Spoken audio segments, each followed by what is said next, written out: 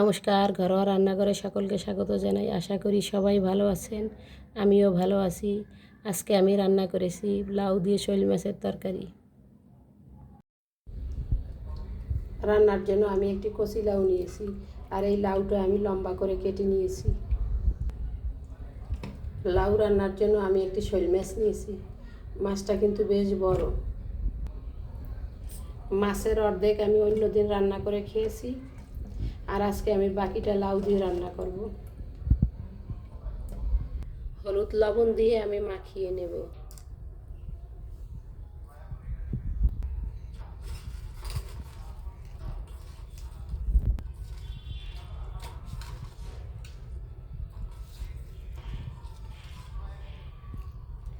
মাখানো হয়ে গেছে, আমি এখন ভেজে নেব।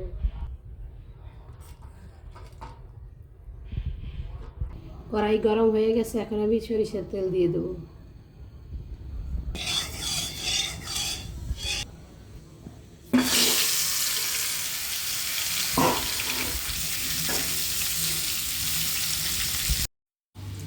এই মাছটা আমার শাশুড়ি মা বাড়ি থেকে পাঠাইছিল।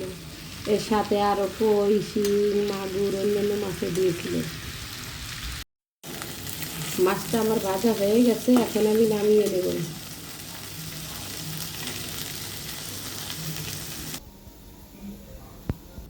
আমি আর একটু সরিষার তেল দিয়ে নেব। একটু জিরে ফোড়ন দিলাম,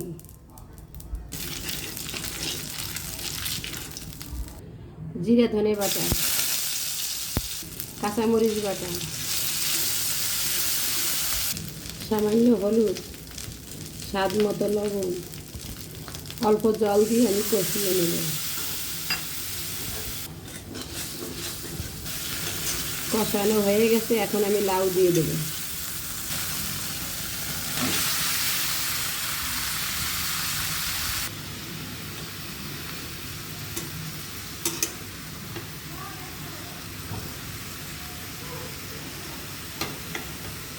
সেদ্ধ হওয়ার জন্য আমি এখন ঢাকা দিয়ে দেব। আর এখানে আমি আর কোনো জল দিব না। লাউ থেকে যে জল বের হয়েছে তাই আমার লাউ সেদ্ধ হয়ে যাবে।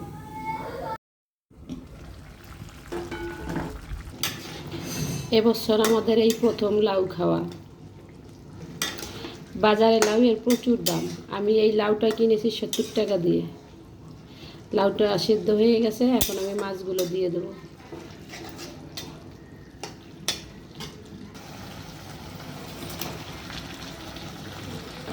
আমি আর একটু ঢাকা দিয়ে দেবো।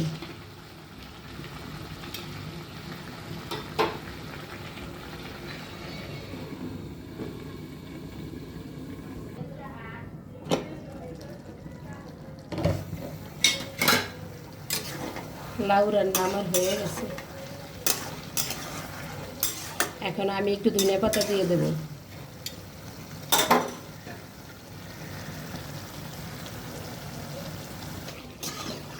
রান্নাটা আমার ভালো লাগলে একটা লাইক, কমেন্ট ও সাবস্ক্রাইব করে দেবেন। এখন আমি নামিয়ে নেব। সবাই ভালো থাকবেন।